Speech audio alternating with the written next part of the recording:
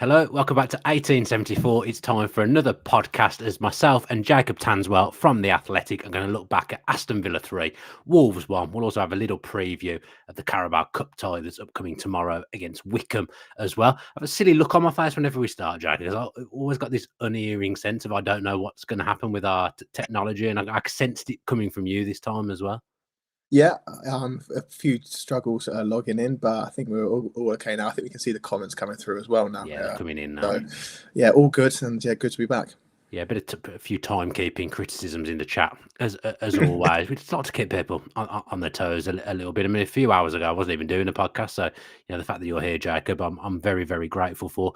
And we're very grateful to NordVPN as well for continuing to sponsor the podcast. And all the information around NordVPN is in the description. So click on that link and have a look at what Nord can do for you. They may be able to help you out. Yep, still getting a bit of jip in the chat here, Jacob, but another great victory at Villa Park. It feels like Villa are back in that kind of, I know there's 2 wins in a row at home. It kind of feels like they're back in that mode where whatever's going on in the game, you feel like they're still going to win, which is a brilliant place to be at, and a place I've never really felt at in my life with Aston Villa. Yeah, definitely. I think it bears resemblance to around this time last year, wasn't it? The Crystal Palace game when Villa trailed, were pretty poor in that first half, and then they came back to win. Duran score in that game as well. You're getting back into that winning mentality, and I think I voiced some concerns, before the season started, that Villa's form from January onwards was quite poor, and I did wonder if that trend would continue, albeit quite gradually, where obviously picking up consistent wins, winning when you're not playing necessarily well. I think Villa are just getting back into that winning mode now, winning every week when they're not playing well, where they can up it. They're not struggling to get out of second gear. They can easily go through the gears in second halves. And because they've got such great strength and depth off the bench, they've got even more firepower to go through those gears. I mean, the squad depth at the moment just feels absolutely incredible. I mean, this could end up being a little bit of a rinse and repeat, of last week, the way I'm going to talk and what I'm going to say about the game. I will say I wasn't as confident in the second half of this game that Villa would go on and win as I was in the Everton game. I mean, Unai Emery said himself, Jacob, the first half was shit. Any idea why the first half was shit? Do you know what? It's funny because Emery, whenever Villa played not particularly well, he always says we weren't at our level. When he was really quite forthright, wasn't he, in his words afterwards? I think Wolves are a difficult team to play against for Villa. In the last season, they caused some stylistic challenges. Gary O'Neill, although Wolves aren't playing too well, the form's been really patchy over the last 6 months. They stylistically do trouble Villa. I think O'Neill quite fancies that matchup in terms of he can sit a little bit deeper at times, but it surprised me at times in this game they didn't. And they've got such great counter-attacking strengths as well. O'Neill built his Bournemouth team with a real quick front three. They do it again here at Wolves. So I think sometimes O'Neill does like the matchup of Emery, and I think they are always going to cause issues. But I think for Villa, them being under par and being pretty laboured in the first half, and still not really having that right back as well, and that natural width from the right side, causes some stodginess at certain moments. Yeah, I think the right-hand side has been a problem with no Leon Bailey. Yeah. I think usually that would mean that Cash would play and he'd be able to venture forward like he likes to do. But obviously Cash isn't there at the moment. So we're kind of having a little bit of a makeshift defence pretty much all the way through the season so far. So I do think there's something in that right-hand side. Not that I thought McGinn was bad in the first half at all, because I think he was one of the ones that was trying to take responsibility in what was a shit first half. I'm taking advantage here of being able to swear, because Unai Emery said it and it was on Match of the Day. I feel like I'm able to swear on the show, and we're after 9 o'clock as well on the live YouTube, so even more license, a bit of freedom there. But yeah, the right hand side has definitely been a problem. I felt like some of Villa's problems did come from the way we set up. It felt to me like it was by design, not to press Wolves, which may have made us look a little bit more sluggish than we actually were. And obviously we go 1-0 down, the crowd starts to get a little bit frustrated. It's obviously way better than it ever has been in terms of the crowd are really on side with the team. They understand what the manager's trying to do, but it did start to get a little bit tetchy at 1-0 because Villa weren't pressing. But you've just kind of said already there's a kind of a reason for that because of the way O'Neill wanted Wolves to play. Yeah, I was following it. Obviously, I wasn't at the game. I was looking at the stats, and I was really quite surprised at the possession stats and the general field tilt data and all that, because Villa obviously would dominate in possession most games, but also especially against Wolves. But I do wonder if the lack of pressing was because Wolves are designed to set up and exploit the transitions in space, where Emery was almost thinking, let us really force you to do something you're not really too comfortable with in terms of breaking down a compact block. You haven't really got the creators as such in between the lines. They're always better running with the ball in big open spaces. So let's just try to be a bit more neat and clever. I think Emery did that at times last year as well. I know everyone talked about the high line and pressing high, but they didn't really press high. Spurs at home, they were very passive, and that was to their detriment. Where this time, I think it was probably to their detriment, but at the same time, you can understand why Emery wanted Wolves to almost come onto them, because they know that's a weakness of theirs in possession. I will say the lack of pressing enabled Craig Dawson at one point to saunter from left centre back almost into the whole length of the pitch, coming from the halfway line, almost into the Villa penalty area, which wasn't anything I ever thought I'd see in football. So look, it has to be by design what they were trying to do, but clearly didn't really work. And in fairness, look, it's a bad mistake from Carlos, but it probably showed you a little bit of what Emery would have been worried about in transition, because Cunha got hold of that ball, took it very, very early. But if you give their players of that quality space and a sight of goal, they can punish you. And Cunha did that. I think it's probably got lost in the tail of the game, but that's a hell of a finish from Cunha. Yeah, I think he's a really good player. He popped up with some really good goals last year. I think he's quite underrated outside of Wolves fans. Really, I think it was a really good finish. Martinez had no chance with it. Diego Carlos obviously should know better, but at the same time, I think the passing option in midfield wasn't there. And I think the goal was scored in what coaches call zone 14, which is where most goals are from. Ooh, tell me more about this. What's zone 14? It's really weird for geeky. So I like it. They break it down they break the pitch down into sections of the pitch, and the data says that zone 14 is where most goals are scored from. And for a team like Wolves who want to punish you in big open spaces, zone 14 is where they'll probably score goals. So although Diego Carlos did help for their goal, that is the type of thing that they really thrive on. And they've got a finisher like Cunha who's really good in those positions as well. Yeah, it was a brilliant finish. I think he almost took Martinez a little bit by surprise with how early he took it. And then, in fairness, Wolves, they came onto Villa a bit more after that. Now they've got a couple of little moments where you felt that Villa could go 2-0 down, but they didn't, and they hung in there and went in at half time 1-0 down. Wolves were the better team in the first half. I think if you look at the stats in the first half compared to the second half, it really was a stereotypical game of two halves. But I thought Wolves were good in the first half, almost the perfect away first half performance in that they kept it compact. We didn't really trouble them. We struggled to break them down, and Wolves had a chance in that, and they took it. So decent first half from Wolves, good away performance. The blow on half time for Villa, and I've already mentioned him, was John McGinn. Hamstring injury is going to keep him out for a few weeks. Obviously, it's going to keep him out of the Bayern Munich game, we think, as well. I feel really sorry for him, because barely anyone has worked as hard as John McGinn to get Villa from the Championship to Champions League, and he's now going to miss that first game at Villa Park. And I think wherever he plays, I think he's a lock to start, whether it would have been on the left, whether it had been on the right, whether it was as a number 10. McGinn would have started that game against Bayern Munich and deserved to start it, and I think it would have been an emotional evening for him on his football journey to have come that far. So it's a real shame that he's going to miss that game, Jacob. Yeah, it's absolutely gutting, isn't it? McGinn's talked about playing in that Champions League, playing at home, especially against the big boys, Juve, Bayern Munich, and it would just cap a fantastic career trajectory, wouldn't it, in terms of how he's gone through the hard yards, and to lead out Villa at, under the lights of the Champions League would be absolutely fantastic. And if there's one player that you thought was fully deserving of playing in that game, it would be John McGinn. Hamstring issues have become a little bit of an issue with Villa. Some of the hamstring issues happen in the first 20 minutes of games. So I do wonder whether they were subbing in. I don't know whether it's the warm up or preparation. Whether this obviously came a little bit later than that. But McGinn's played so many games for club, for country as well.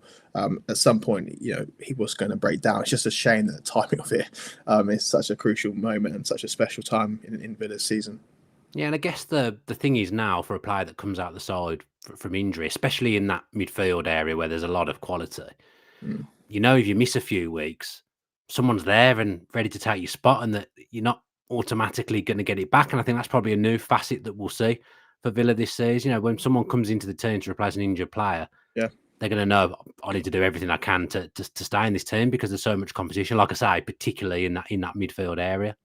Yeah, there is, and I think where John McGinn has been playing as well, I think he's not been at his best, obviously, but he's played in position because Emery trusts him defensively, but he's probably stifling his own game, isn't it? Trying to be that right, provide that width, and also help whoever the right back is, be it Conso or Bogard as well. So he's not been at his best, and that's potential. I've seen a few rumblings of people saying that they wouldn't mind if McGinn came out of the team and to get Philogene or a natural width on that right side, but he's been so good for so long that he's obviously deserved to stay in the team. But like you say, if Leon Bailey comes back and he's fully firing, and then you have obviously Philogene who will hope to get some more minutes, then he might have to sit out. But hopefully the injury's not too long, and he's back and before you know it. Yeah, because obviously Leon Bailey ended up coming on for him. I don't know whether you saw like Leon Bailey was going to come on, and then I think the clock was ticking. They decided to just wait till half time so that they didn't use one of their substitution breaks. I thought that was good management. Just try and see out the first half with 10 men and not use one of your breaks, because we saw how crucial. Well, we know how crucial substitutions are for Villa at the moment, and they're working very, very well. But obviously, you weren't at the game. Did you hear about Emery walked down the tunnel before the final whistle went? So he just decided he'd seen enough, and he was walking down into that tunnel, and he looked like he meant business. He was not a happy man. Did he really? He went probably 2 minutes before the whistle went. Well, obviously he described the first half afterwards, didn't he? He wasn't happy with it, so I would have loved to see what he would have said in the change room. But he has got history for this. Emery is quite nice character, but when he doesn't feel like his players are following the orders, then he becomes extremely angry, and he will go to players, whoever they are, be it Emi Martinez, Conso, McGinn, whatever, and call them out here. So, yeah, I didn't see that. I didn't know that. But yeah, so it was Maatsen and Leon Bailey on at half time for John McGinn and for Luca Dean. Like I say, he's not afraid to use his substitutions now, and I think it's a good thing. Again, just shows the depth, because Maatsen came on, and we'll talk about all the subs, but Maatsen came on. It really gave us an insight in that 45 minutes of how good he is. A different type of left back to Luca Dean, but equally as effective. Yeah, I think Maatsen's been a little bit disappointed, obviously, with his game time since he's come to Villa. He's obviously been coming on 60, 70 minutes. I thought he was really good away to Leicester, actually. I thought he added some, real bit of energy into that game. And he showed some good attacking promise at Everton as well.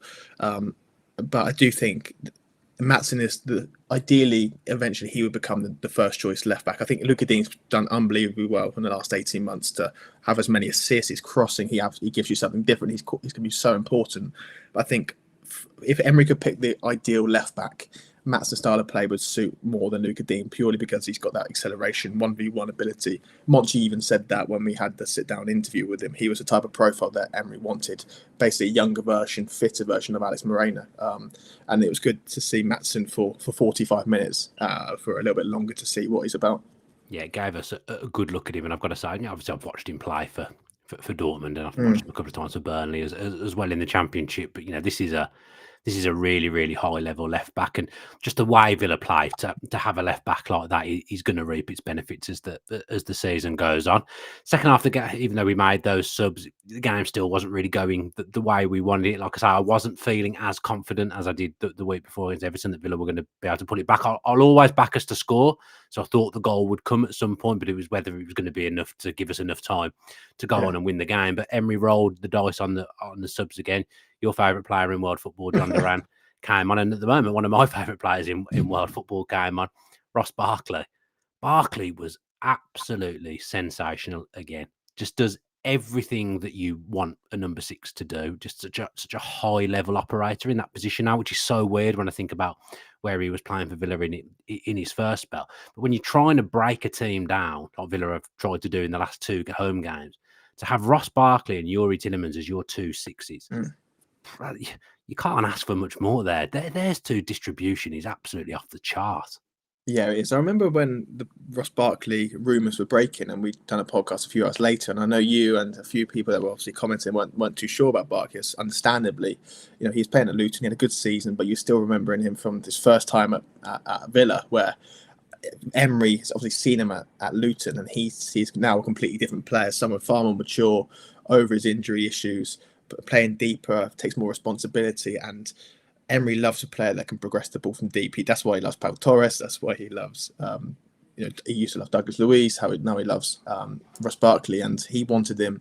And given how the clauses in the contract, 5 million was something Villa could do even with all the PSR issues. So I think having him and Tielemans when you need to break down a team, like you say, they are so safe in possession. They control the tempo, and it's so rare now, especially in the Premier League, having two midfielders that can control a tempo like that and to can regulate the tempo. It's why Rodri's worth his weight in gold, because he's the best around at that. But having those two players at Villa for 5 million as well, I think Ross Barkley is fantastic.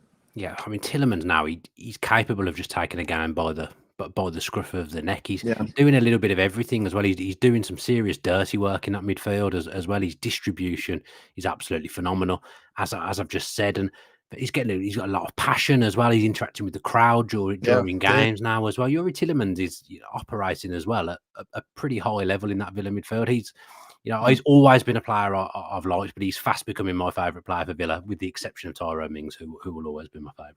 Yeah, definitely. And what I think he's really shown this season is that he can play in that midfield too.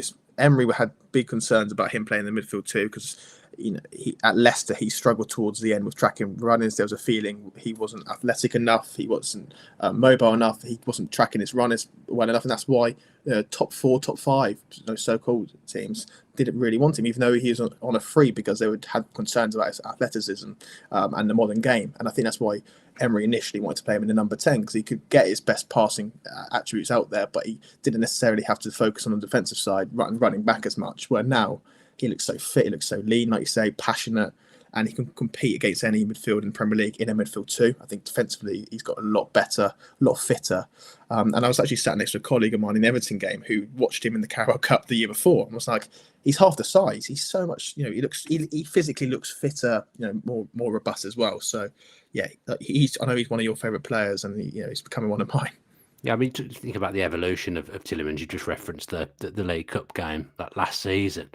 You think he almost wasn't, until the back end of the season when we were struggling with injuries, really, he wasn't trusted to play in the midfield too at all. Now he's a lock in that team, in that position. He didn't make his first Premier League start till November, I think I'm right in saying. So, it wasn't like he just came in straight away and had struggles. He took ages for him to come in, and Kamara and Douglas Luiz couldn't have been usurped.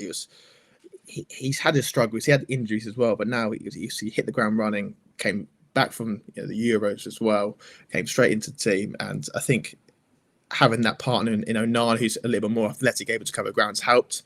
But in certain games when Onana, you're against a low block, having someone like Barkley alongside you who can do the same thing as you, and they're so intelligent in how they move the ball.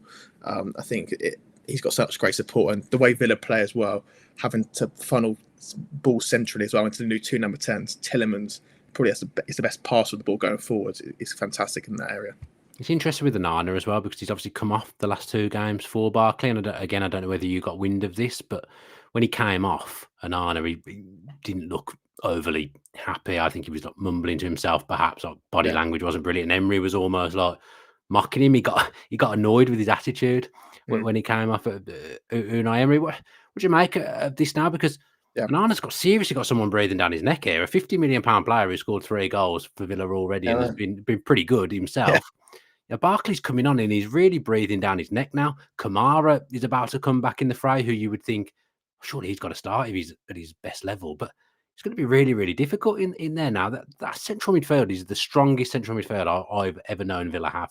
It's incredible. But 10 days ago, Onana was the best thing that Villa have done for ages. It's how good the competition is in that midfield. That a couple of bad games, then your place is in peril. Really, I think Onana's good in real certain games. When it's 50-50, he's transitional. He's excellent, and you've seen that already. West Ham, but in games where you need to prize open, teams, Wolves, Everton, he probably isn't at his best. He's better at running onto things rather than progressing the ball into the number 10 and stuff. So I can understand why Barkley would come, because that's what Villa needed at the time. Onana is the type of guy that won't really moan too much at Emery. I think his disappointment wasn't such that Emery's taken him off. It's With more himself. that he's let himself down. He holds high standards. He knows when he's made mistakes as well. He's a very mature guy for 23 as well. So I think he knows he can push himself more. But having a competition is fantastic. I do wonder if Kamara obviously will take a while to come back into the team, play a few 21s game, I suspect,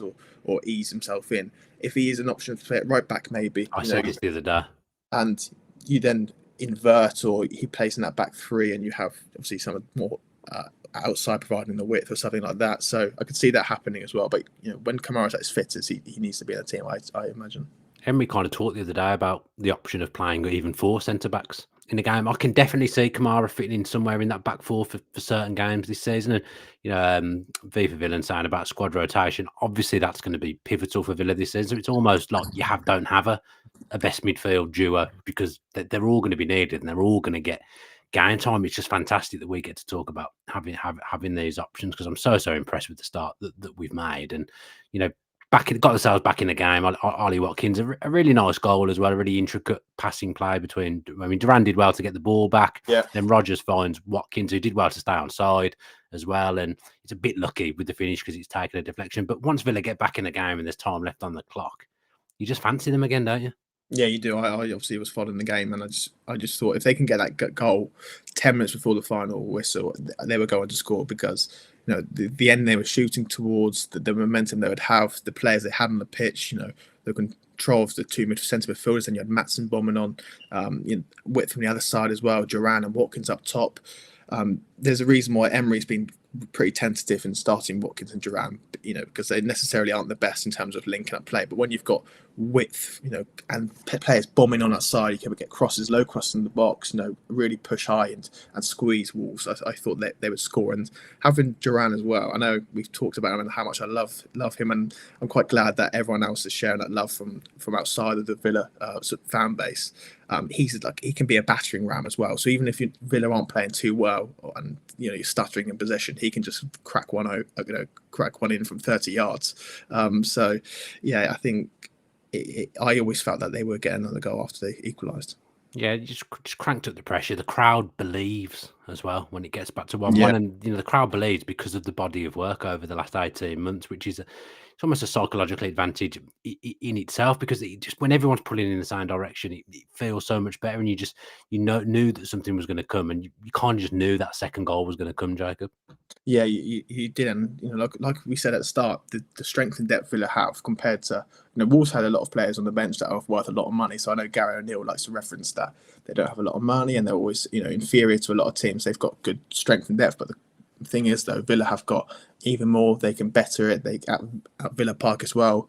They're pushing on to get that second goal. They've got clinical strikers up top. Watkins is now back in the goals. He's got his confidence back. They've got obviously players that can sustain attacks as well. I think what Villa have at home as well, that confidence where they feel like they can win every single game, and Wolves was one of those games where they knew they could go on and win, not be just happy with a point. It players take responsibility as well. That I know I keep raving about Tielemans, but that goal felt like he's rushed to take the throw in. He's got the ball back. He shifted it onto his right foot and delivered an unbelievable cross. But that goal comes from him taking responsibility in a couple of instances, which is just brilliant to see. You can. I covered Southampton in their relegation season, and it's quite easy to tell who are the players that were hiding, who are the players that would be happy with a point, the mentality where, Emery always talks about having this mentality to be superior to the other team. And you see it on that pitch, players taking responsibility, even in the high pressured situations. You don't see anyone hiding. You don't see players that, dropping their levels. They all want the ball. They're all making the right decisions on the ball. They're not looking panicked. The anxiety of the crowd is not getting to them if there is any. And the contrast between watching that Southampton team to Villa is stark, and I think that's something that Emery's fostered, that mentality over time. Some finish from Conser as well. That's not an easy finish. It's a very interesting technique, but he loves playing against Wolves. The only team he scored. Yeah, he's coming around the back, isn't he? And he's off balance. It's a weird finish. It is a weird. You don't see that often. Like he's almost horizontal when he strikes the ball, but it's good to get contact on the ball, and obviously, like you said, the cross sets it up, doesn't it?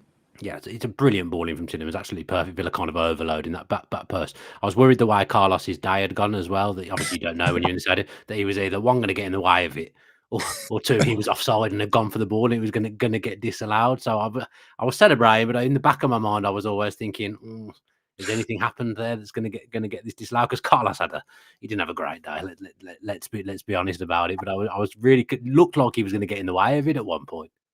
Yeah, that actually situation where he's just across the box remind me of that massive miss. What was the game where he missed that open goal last year?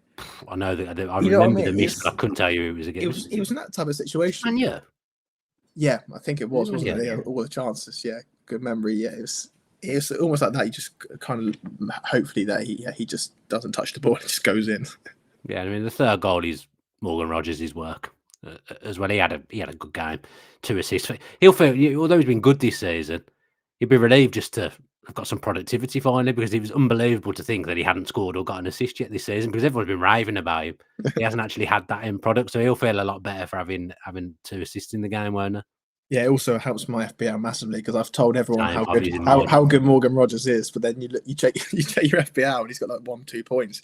But yeah, like you say, for a guy that number 10s pride themselves on goal contributions and numbers, and although he's in Emery's favourite place, every minute, at the end of the season, people will look at your direct goal involvement. So getting that and making better decisions on the ball. I think Morgan Rogers has been fantastic dribbling, but that final product is sometimes missing, isn't it? He doesn't quite offload the ball. His last pass is a little bit inaccurate. So yeah, it's really good that he polished it up on the weekend.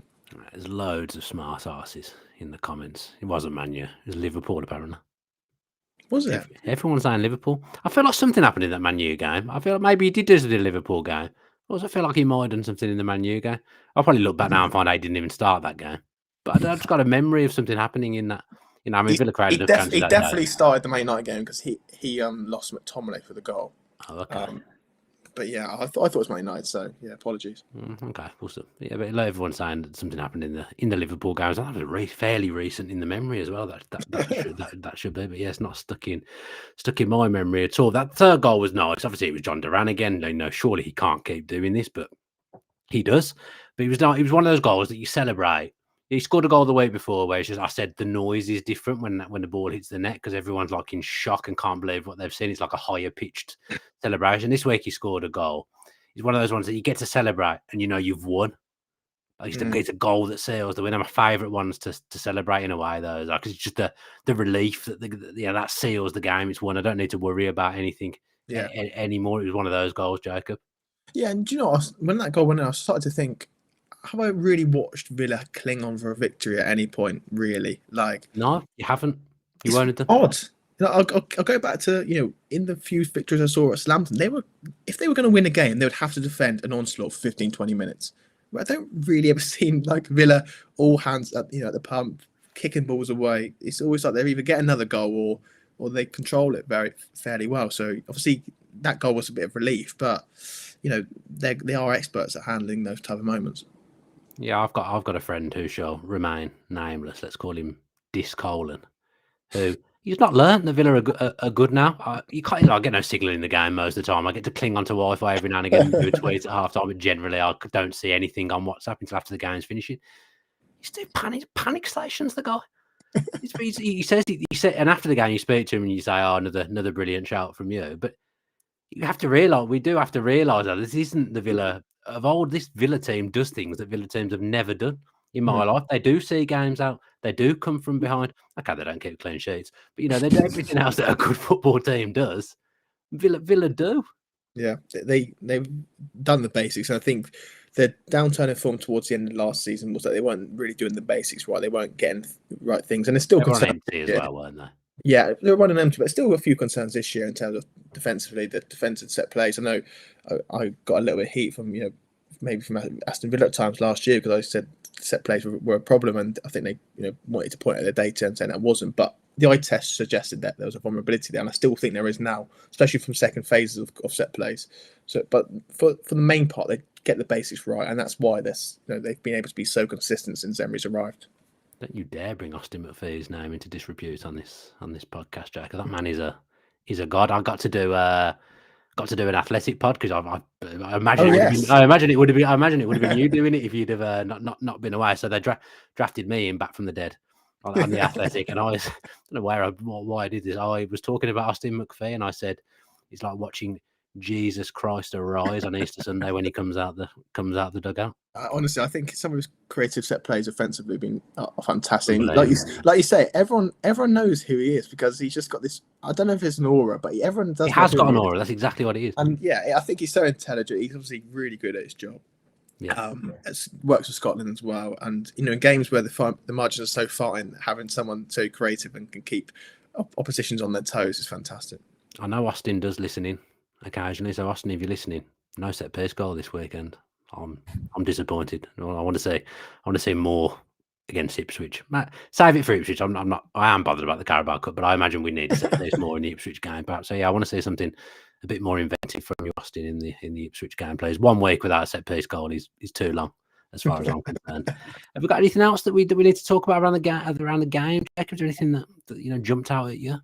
Not necessarily that game. I think I'm really quite interested in the Wickham game. Really, obviously, I'm back to work tomorrow, and it's a Carabao Cup game, I know, but I am quite excited for it. Really, I like to go to Wickham Stadium. I've been there before. It's a nice stadium, and seeing a few other players, I guess. So I think the first team did the job, and hopefully they can have that. Most of them can have that 7-day rest and let the the reserves almost come in for that game and get some game time.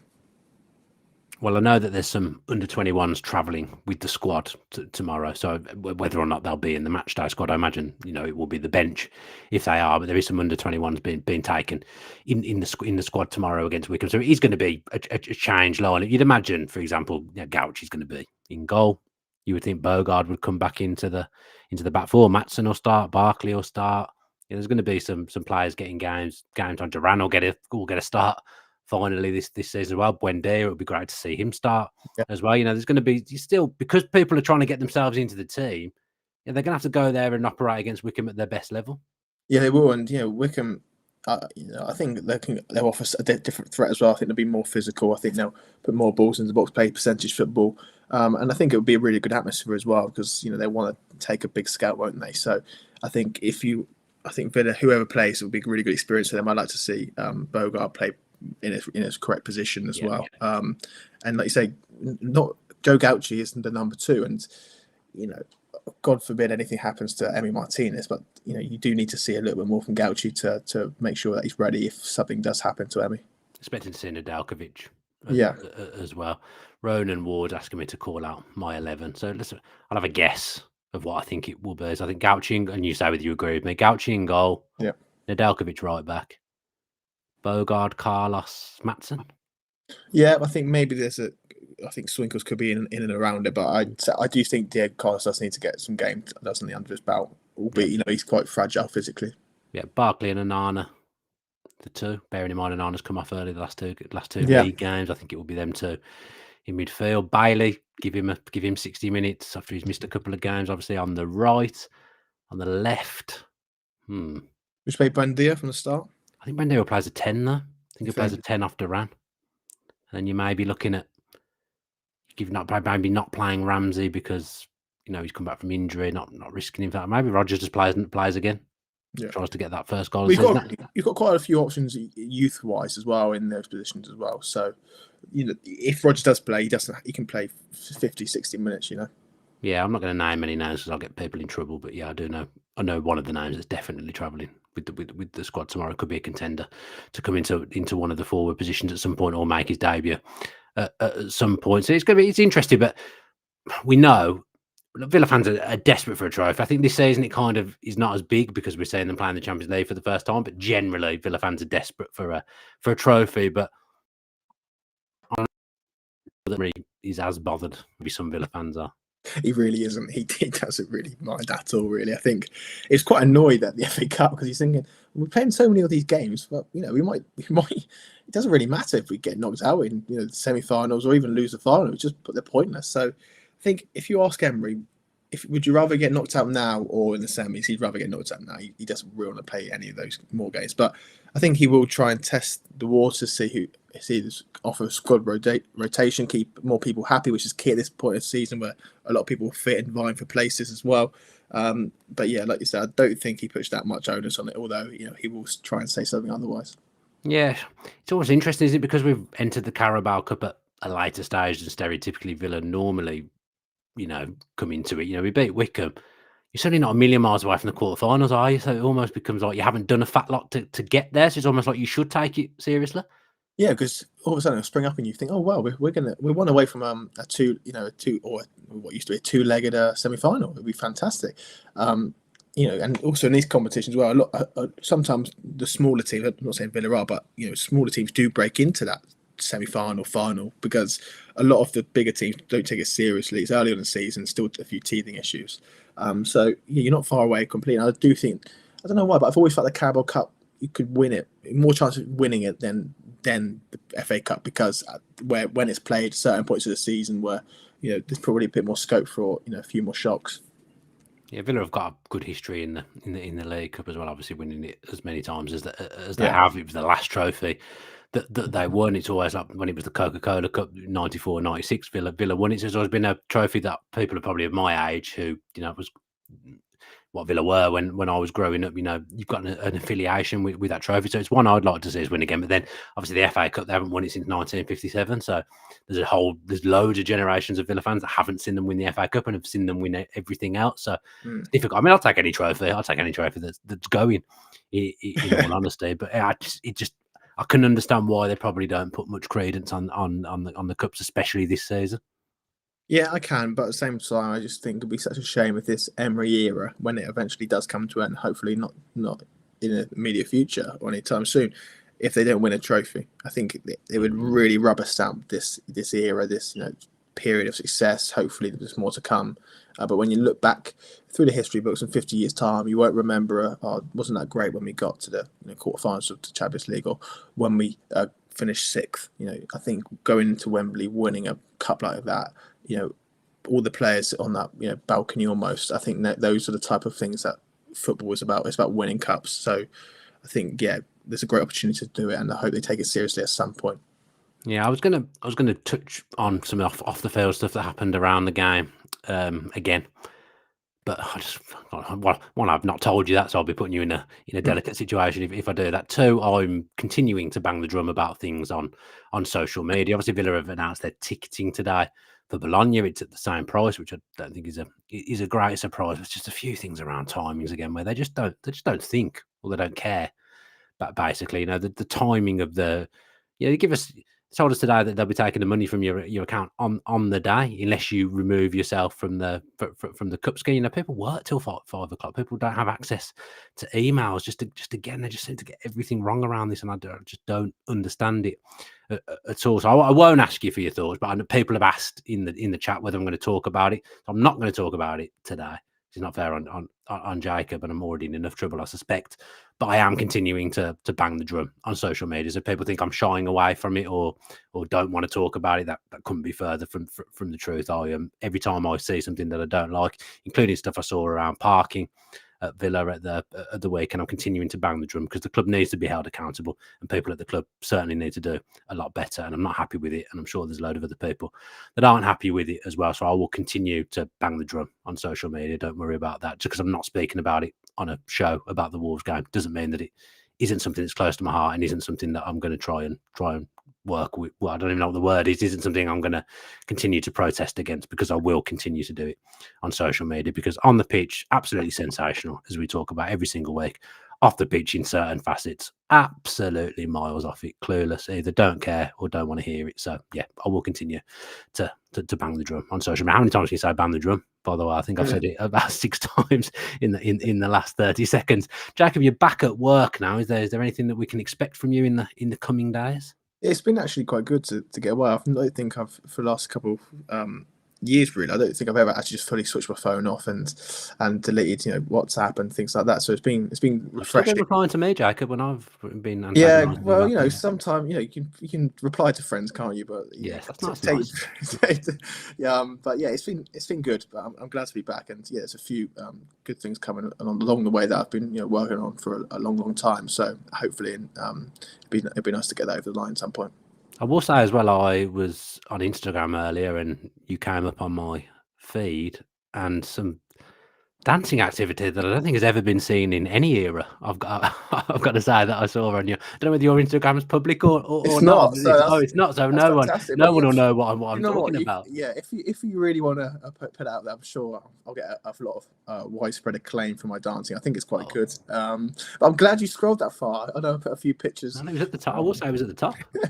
Like Fantastic. you went to Croatia, didn't you? I did go to Croatia with my girlfriend and a few other people. It's really good. But yeah, they like to say the dancing was good. And what's frightening is that I was actually sober. What was frightening was the dancing. I was actually sober at the time. So imagine what I was like. I was about to say, I know Croatia's not cheap, is it? Croatia's not cheap. No, it's not. It's very expensive. It's very expensive for drinks. Yeah. Wow, it was incredible. You even teased it in the description of what I was going to say. I couldn't have been expecting that. I would never have expected that dancing. Are you? Would you say you're better than that, judging by the 10 seconds? I would say it's everyone's different, aren't they? At dance, I would say my dancing's very different to that. My dancing relies on a lot of alcohol for me to even set foot on the dance floor. Really, I would say. You obviously must have thought it was quite good because you wouldn't have. I mean, I suppose you're not public on Instagram, so like. Yeah, I wouldn't have posted on my You put it on your Twitter. Do you know what? If Villa win a cup this season, I'll put it on my Twitter. But yeah, I don't mind if people on my Instagram in my athletic Instagram want to see my dancing. I'm happy to put it out. I was going to say if you get 10 people tweet you on the back of this podcast asking to see a video of you dancing, would you put it up? Yeah, I'll do it. If the public demand it, I'll give them a 10. Everyone get on Jacob's Twitter, ask to see this video of his dancing because it's incredible. Yeah, but Unai Emery's quite unique in the brand of football that he plays and stuff like that. I would say this is a unique brand of dance. Do you base your? I mean, we should really go now, by the way. But I'll continue. Do you base that dancing on? Is it based on anyone? Because if it is, I've just not seen anything like it ever. Do you know what's funny is that no one has an idea of what we're even talking about because no one's seen it. But no, it's just you dancing. I'd say if you are going to watch it, I do think people will probably think, oh, has he been in diversity or has he been in some sort of breakdancing group? But I did do breakdancing when I was 7 or 8, so you'd probably see a few traits in there. No one would have ever predicted Jacob Tanswell used to do breakdancing. I mean, I watched that video and I'll never have predicted that he used to do any form of dancing as well. But yeah, if 10 people ask Jacob on Twitter, include me in the tweet as well, please, so I can keep a tally on what's going on. We'd all like to see Jacob dancing go viral on Twitter. So yeah, nothing else to talk about, is there? We've covered everything, including your dancing now, Jacob. There's nothing else left for us to cover, is there? No, all good. Yeah, Lee Johnson says you're waffling, guys. He's completely agree, Lee. Completely agree. Absolutely correct. He suddenly popped into my head at the end of the podcast. I wanted to talk about it. Right, let's go then. Thank you ever so much, Jacob, for coming on and speaking to me tonight. And good luck going back to work. I know it's always difficult for a holiday, but at least your work is literally going to watch Villa. So it's a pretty good return for work. Exactly. It's living the dream. Best job in the world. Yeah, it doesn't get much better than that. No. Does it? Thank you to Lee for producing, and thank you to NordVPN as well for continuing to sponsor the show. It's very much appreciated. I will do a video on Wednesday of some description looking back on Villa's Carabao Cup, hopefully continuing into the next round. Hopefully not talking about a Carabao Cup exit. That's not what I want to be talking about at all. Although, as we said, maybe Unai Emery wouldn't be massively disappointed. But yeah, I'm sure he wouldn't admit that in public. Anyway, do all the things that I bang on about every single week. Bang that drum every week. I do. Subscribe, like, leave a review as well on wherever you're taking it in. If you're listening via audio as well, that would be really, really appreciated. Please do those things. Let's get 500 likes on this podcast, please. Villa have beat Wolves 3-1. There's no excuse for not getting 500 likes. That would be brilliant. As I say, back Wednesday. Keep an eye on our social channels as well. And don't forget to tweet Jacob about his dance. And as always, up the Villa.